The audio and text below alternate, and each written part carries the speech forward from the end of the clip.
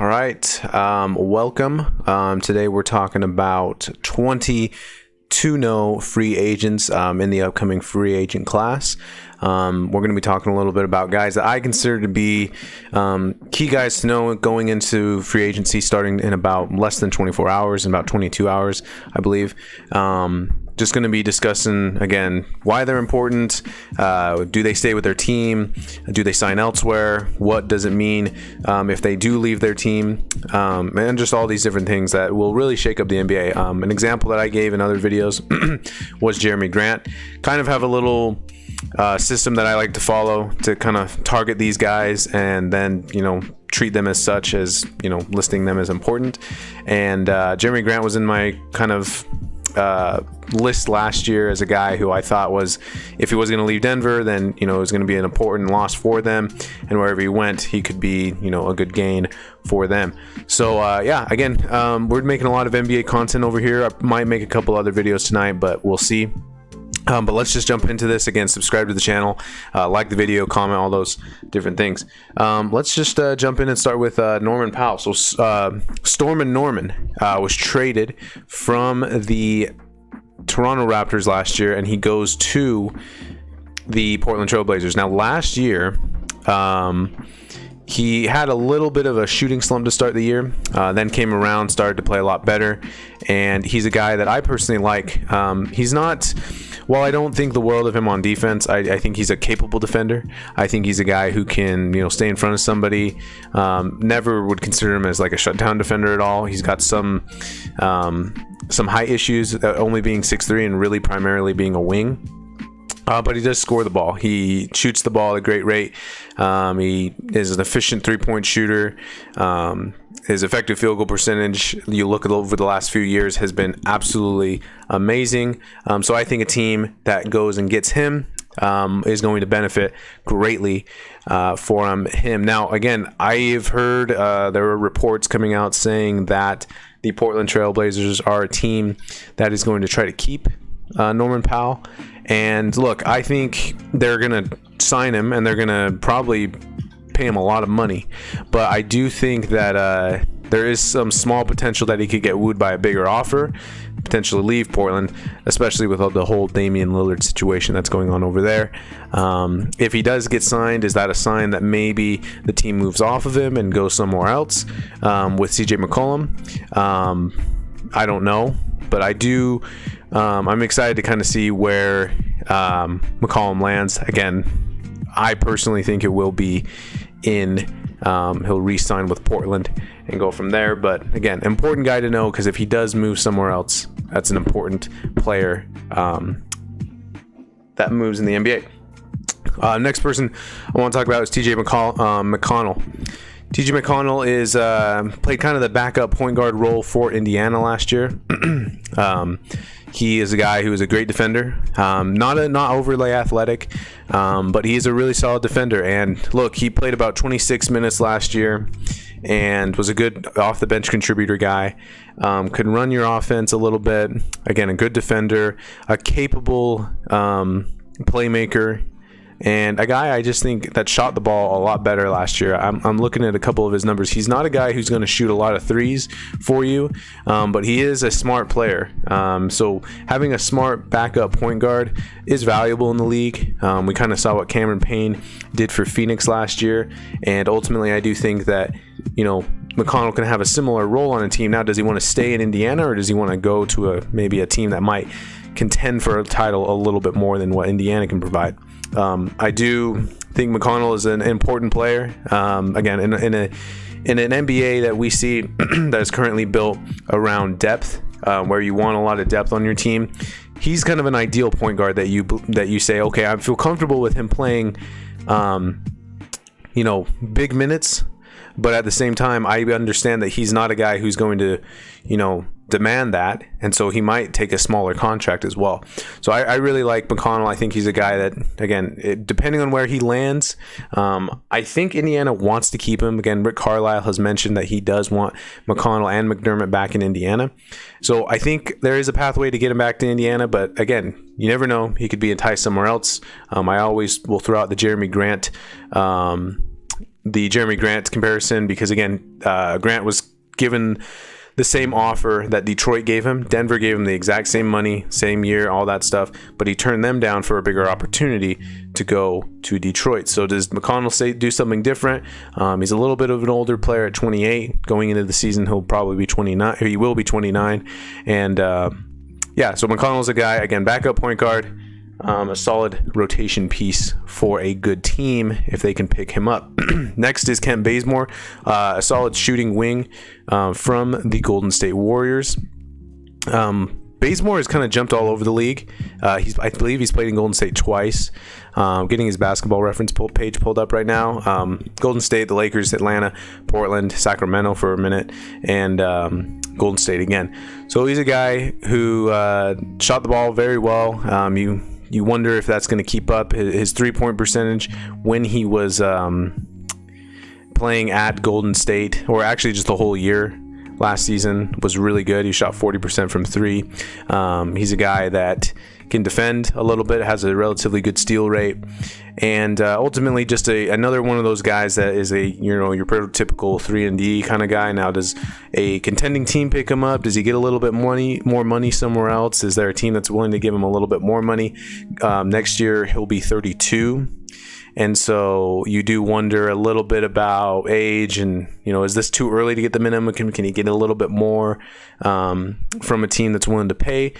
And again, interesting guy. Again, these are a lot of these pieces that we'll talk today about are these players that can be solid depth options for good teams. And if they land with the right team, you go into the season, you watch some games, you're like, man, how did this team end up with Kent Bazemore? How did this team, end up with McConnell? It's such a great pickup that may go under the radar to some of the bigger moves that might happen. So, we'll go from there. So Bazemore, again, super solid wing. Think he could be a difference maker for a team depending on where he goes. This one's Raul Neto.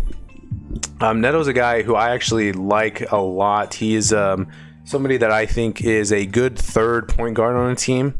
Arguably the best third point guard on a team in the league. So the third rotational point guard. I think he's probably the best guy in the league at that kind of role. Now, can he kind of jump up to the second point guard off the bench kind of a role? Maybe not. But he does provide a lot of good things. He plays as solid of defense as he can for being so small for his size. He is 6'1", 180, and but he does a really good job. He upped his shooting numbers last year. He shot 39% from three this year and last season. So he's a solid guy there. Is not a guy who's going to be overly turning the ball over too much. He's just a solid piece for a team. Now, does he want to stay in Washington? Does he want to go somewhere else? Obviously, he spent about 4 years in Utah, goes to Philly 1 year, then goes to Washington. I think Neto has a place in the league and is a solid guy if you need guard depth.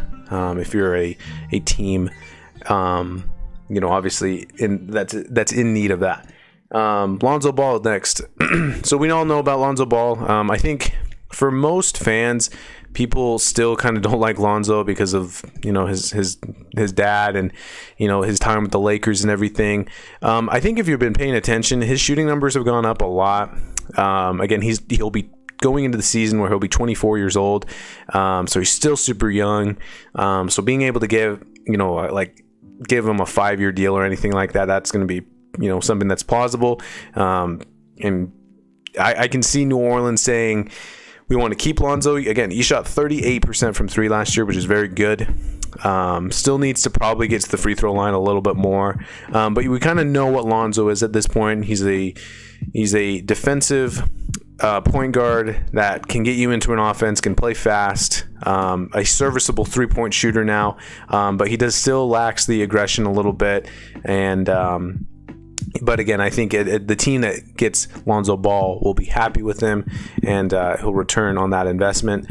Just kind of some things that we've been hearing about Lonzo is that Kyle Lowry is going to be the main target of the Pelicans, but I think the Pelicans understand that Lowry might go somewhere else, and if he does go somewhere else, then just keep your own guys at that point. And that's kind of what they did by freeing up some money with the Steven Adams and Eric Bledsoe trade.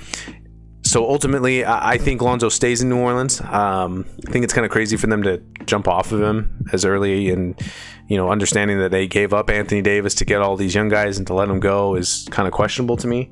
So I like Lonzo a lot. I think he's a guy who, again, makes a difference in the NBA, and is a good point guard for you moving forward. So Lonzo will be a really interesting guy that I'm watching in free agency. Mike Conley, this one's a pretty quick one. From reports that we're hearing, it sounds like Conley's headed back to Utah, and he will be back with the Jazz. If for any reason talks go down and he goes to a different team, that's a huge blow to Utah. Utah, in my opinion, would go down several tiers in the West to being a team that I am confident in picking and being a top 3 or 4 team next year in the West. They would, I think, tumble really far down the rankings if Conley were to leave. And that's kind of the big gist with him, is that he's going to be, if he leaves, big thing for the Jazz to have to go fill a point guard need, and kind of be left high and dry in that, if that were to happen. But reports say that Conley is going back to Utah. If he goes somewhere else, pretty good pickup by another team. His age is a little concerning, a little bit on the older side, but ultimately we're hearing 3 years, anywhere from 60 to 75 million for Conley. Should be going back to Utah, but again, he's very important, and he's a really important piece for the free agency period this upcoming year. Danny Green. I during watching a lot of Lakers basketball and kind of understanding them, they obviously, everyone says that they need, scoring. Obviously, they love to build a defensive culture over in LA. And I just believe Danny Green would be a solid pick for any team, let alone the Lakers. So I look at Green. I still see that a guy who can shoot the ball really well.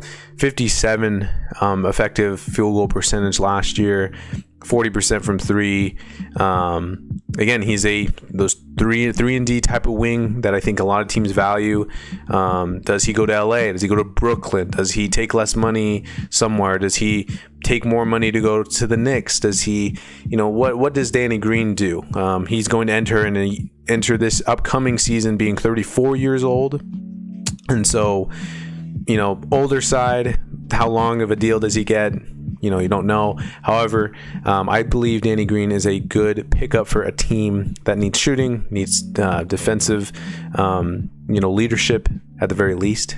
And Green's a guy that I'm watching because I think every team in the NBA needs a Danny Green.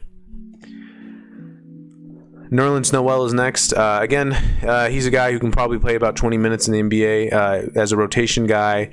Maybe he starts, maybe comes off the bench, but a shot blocker, a guy who really had a solid year for the Knicks last season, and a guy that I still think is, very young. Again, he was drafted back in 2015. He'll be going into a year where he'll be turning 27. So I look at this and I say, young 27-year-old guy, his asking price isn't too high, and he can still play defense at a good rate. He is, solid inside. Look, I'm not going to ask him to play and be a featured starter, but I do think he has a rotational role in the league somewhere. If you have a stretch 5 starting, maybe Dallas, then do you send him back, or maybe do you have a backup guy who can protect the rim a little bit? So this is interesting. Does he go to Sacramento? That might lose Richaun Holmes. A lot of different moves that can be made here by Nerlens Noel. What team wants him? I ultimately think that New York tries to bring him back. But again, a veteran team could say, the Lakers also, who are searching for more interior defensive big men, do they want to bring in Noel? Again, just a lot of different moves that Noel could make. I think this is one free agent that I'm keeping an eye on in this upcoming free agency. Andre Iguodala. We just got news about Andre Iguodala today. The Heat are officially not going to accept his team option. So that makes Andre Iguodala a unrestricted free agent. Per reports, we're hearing that he's already attached to the Warriors, which I don't think is a big surprise. Maybe there's some potential he goes back to Miami, but we're also hearing the Lakers. We're also hearing, I think I heard the Clippers as well. So kind of the known teams that you would think, these title contending teams, that you would think would be on these veterans. For sure, I think Iguodala still has some ability in the league. Now, again, he is going to be entering a year where he will be 38 years old. So he's very, very old. Probably not what he once was offensively and athletically. But I think he does bring leadership. I do believe he brings in some defense and some, these leadership skills that you need for and a presence on a team that I think that every team needs. They need a guy who's going to be able to rally. He's everything we've heard about Iguodala in Golden State was that he was a good locker room dude, got along with the stars, and was a good guy to have on your team for sure. So I think, again, leadership, defensive ability still, even if it's a little minor. I do believe that Andre Iguodala is an important guy to watch in the offseason. Next is Nicolas Batum. We all saw what Batum did in Charlotte, where he looked just like he was just done with the NBA and that he was probably no longer going to be a part of any NBA team. Clippers give him a chance, and last year he thrives with that Clippers team. Looking at his effective field goal percentage in Charlotte, his last year in Charlotte, it was 43%. It jumped up to 60% this year. A huge boost. Now, obviously, there's going to be some dip in that number, but I still believe that he's a long defender. He'll be 33 this upcoming season, so age is a little worrisome. But again, I don't see him getting a long deal. But I do think he has a really clear role for a team where he goes in, plays defense. There are still plays that he makes athletically that even at 32 years old, he still can move around. He shoots the ball really good, and I just think he's a smart basketball player as well. So he provides a little bit of, again, leadership similar to Iguodala, along with IQ for the team. I really like Batum. I expect that he'll be back with the Clippers. It sounds like the Clippers are wanting to try to bring him back, and he seems very, very likely to be headed back to the Clippers. But if he does get somewhere else, it'll be interesting to see where he lands. Svi Mykhailiuk. So this is, I think, my only restricted free agent on the list here. I won't talk too long about him. I just think Svi's he's a young player. I think he's still he has a role in the league. I think he's a dude that he's got solid size. He's 6'7", is only 23 years old, and I think he just turned 24, I should say. Just turned 24 years old. Look, he's a solid shooter, shooting a career 36%. His numbers in from three-point land dipped a little bit last year, but the year before he was shooting 40%, so there is some potential there. Does he play a third guard off the bench kind of a role for a team and plays maybe that 9th to 10th man role? I think he does. I think he has a place. Now, if Oklahoma City wants to not match an offer sheet that's given to him, then maybe he's picked up by a better team or anything. I don't know, but I like Svi. I think he's a guy to monitor. Now, he's likely to go back to Oklahoma City because I don't know if teams will throw money at him, but he's worth noting for the free agency class. Kelly Olynyk is next. Kelly Olynyk played very well for the Heat for the last few years, and then last season he was traded to the Houston Rockets in the Victor Oladipo trade. I had totally forgotten about Kelly Olynyk and just his ability that he has. He's 6'11", so I believe there's a real strong chance that a team views him and says, okay, he's our small ball 5. Whether he starts or not, I don't think he does start on a team that's contending in the playoffs. But I think he's a solid guy to have on the bench to play that small ball 5. Now, is he great on defense? Not really, but I don't expect him getting a lot of minutes. He's averaged a career 22 minutes a game, and last year averaged 29, so that probably dips back down and he kind of goes back to a reserve role. But we see what he's capable of, right? Let's see, how many is this? 6 the last 5 seasons, his effective field goal percentage is about just under 58%, which is 4% above league average. So we know that he is a solid shooter. Last year, his 3-point dipped a little bit from the year prior, but he still is a good field goal percentage, shooter. Is able to finish inside a little bit, not overly athletic, provides some rebounding, and I think he's just a smart basketball player too. The other thing I look at when I see Kelly Olynyk is his assist numbers. They're a little bit higher than what you would think for a 6'11" big. Again, he stretches the floor. So I think Olynyk is another guy. Does a contending team in the playoffs reach out to him and say, yeah, come to us? Will be interesting. I don't think there's really any chance that he goes back to Houston. But yeah, I think Olynyk is a dude that you should totally keep your eye on because he's a small ball 5 option for a team that is in need of that. Bobby Portis is our next guy. Portis played a reserve role for the Milwaukee Bucks last season. He is a dude that I think played pretty well in his time in Chicago. Kind of fell off the map a little bit. There was that fight incident where he punched a teammate in Chicago, and that kind of made them sour on him a little bit. And so ultimately, I think he still does provide a lot of potential. He's still a relatively young player. Portis is. Let me double check on him. Portis is only 26 years old and played very good in a reserve role last year for the Bucks. His effective field goal percentage jumped way high. Does it drop down? I think it does, but maybe he's found a little bit of footing when it comes to his 3-point shooting. He shot 47% from 3 last year. So that obviously can keep him on the floor. Is he another option for a small ball 5? Because he's going to go try to get a lot of money. Still a young guy, comes off a really good solid finals run and playoff run for the Bucks. I think Portis provides a guy who can come in, give you 20 minutes, and be a really good reserve player for you. So Portis is a guy, and Olynyk was a guy that we just talked about earlier that I really, really value. And again, in this NBA where we're kind of moving to a small ball lineup, look, these guys are still 6'10 and 6'11 respectively, but their ability to shoot outside, and while they're not great defensive players, can they still be able to provide offense when the starters are out, and they really, really hone in on their reserve role and just play it to the best of their ability.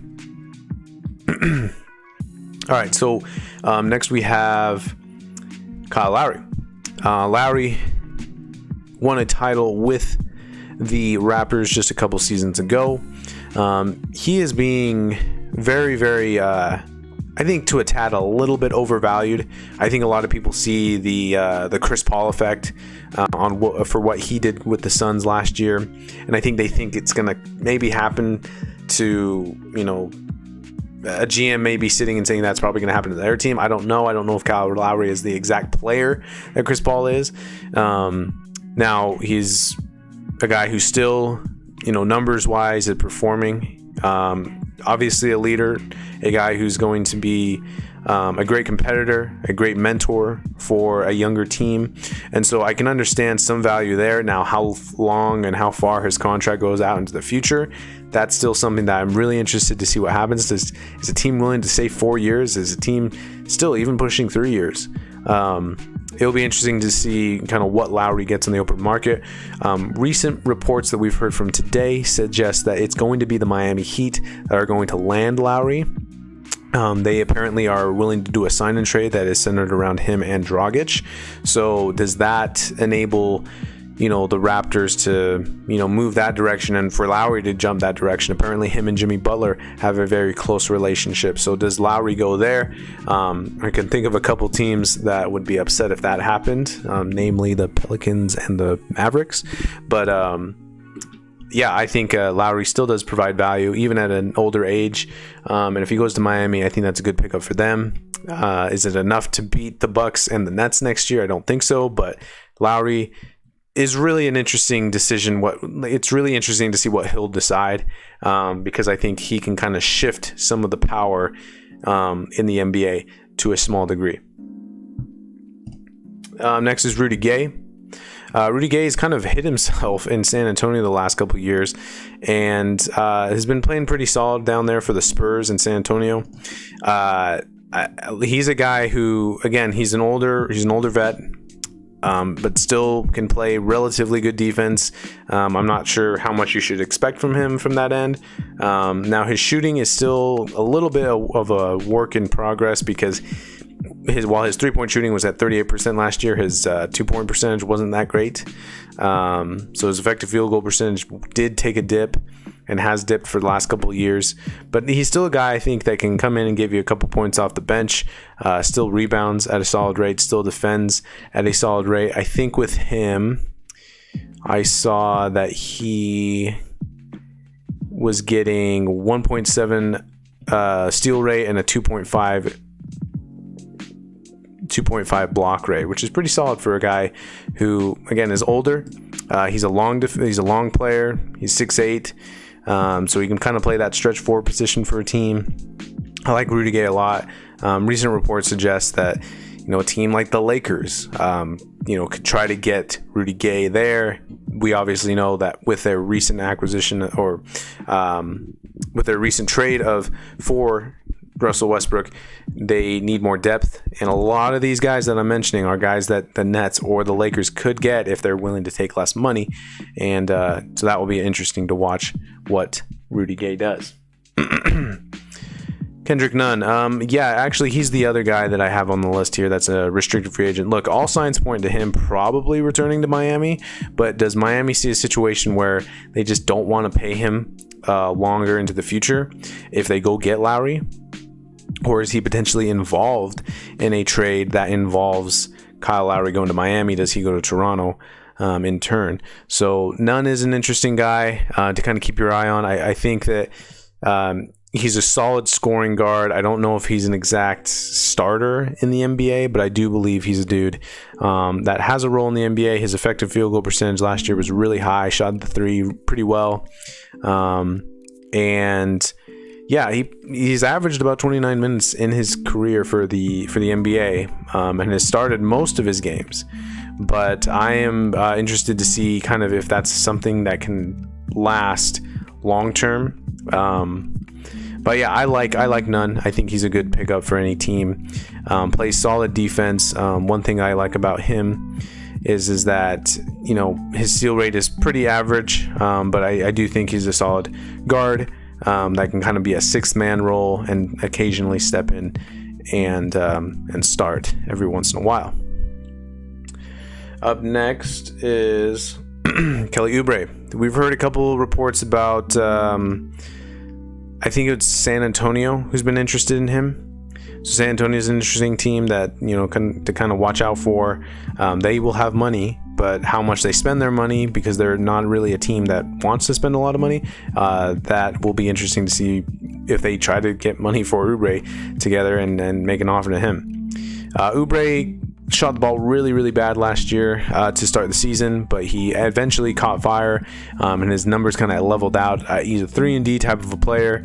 I think he's got a role in the NBA, still pretty young, and I'm excited to see what team lands him, because he's a guy that a lot of people in the league value as being a guy who's got the ability to shoot.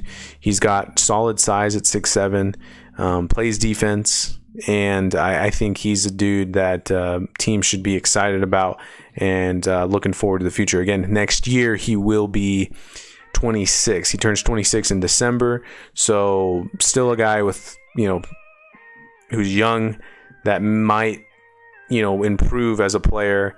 Can be up and down a little bit, but ultimately I think he moves the needle forward enough for a team to get excited about. Khem Birch, this one's a little bit more of an obscure pick. Look, I think he's a solid center in the league.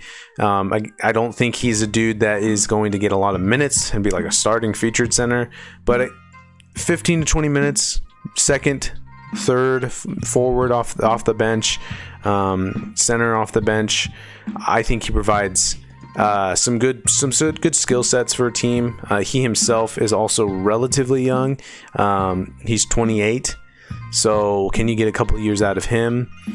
His effective field goal percentage last year was really solid. He started shooting the three a little bit more, which I think helps teams kind of get an idea of his skill set and what he's trying to add on to his game.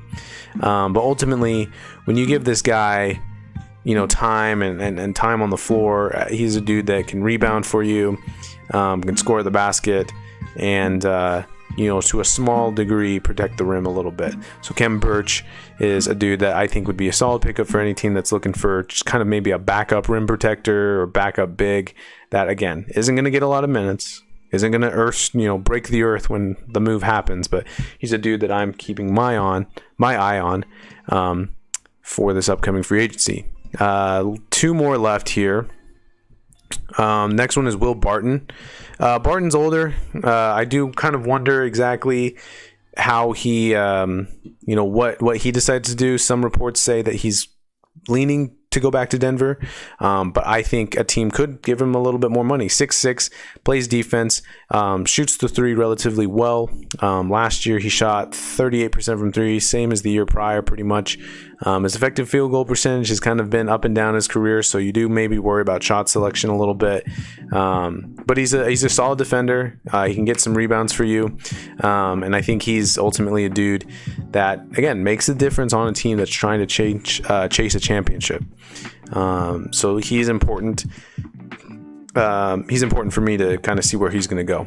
And the last one we'll talk about is a little bit. Let me double check on him because I kind of have a feeling on this guy that he will find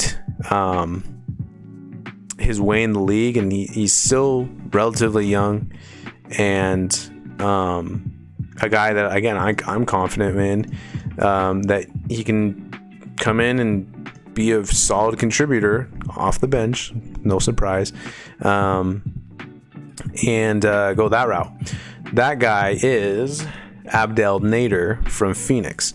Nader's 27, came into the league a little older, but look, I thought he was really solid in Oklahoma City. He goes to Phoenix last year. He was injured for part of the season, but he was a solid rotational player for them, getting about 15 minutes. Again, these guys are dudes that I'm not saying that need to be the big stars, because I missed out on Reggie Jackson, I missed out on Rashawn Holmes and DeMar DeRozan and Kyle Lowry and Chris Paul to his lesser degree, but I think we understand with those two guys that they're returning. And then the other guys, I don't know how much they move the needle. Maybe Rashawn Holmes a little bit, but I'll end on Nader.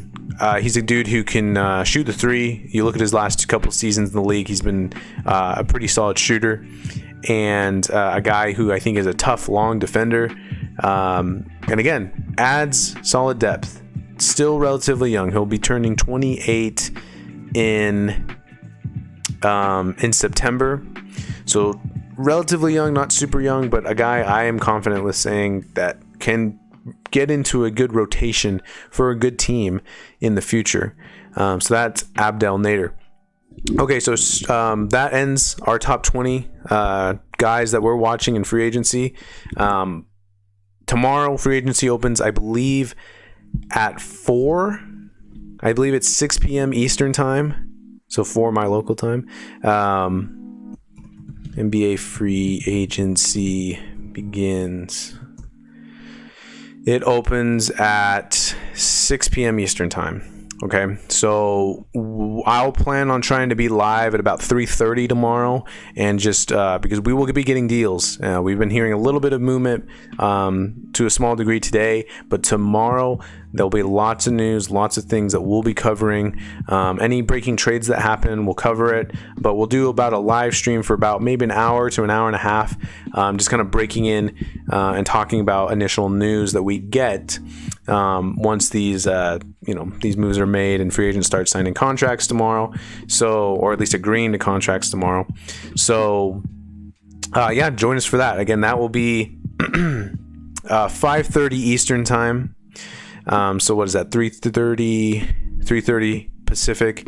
We'll be streaming and be talking about every move that's made in the NBA. So feel free to join us on that. Again, comment on the video. Tell me where other free agents that you're interested in, and like the video, subscribe to the channel, all that fun stuff. And we will catch you tomorrow, unless we hear any breaking news about anything in between now and then.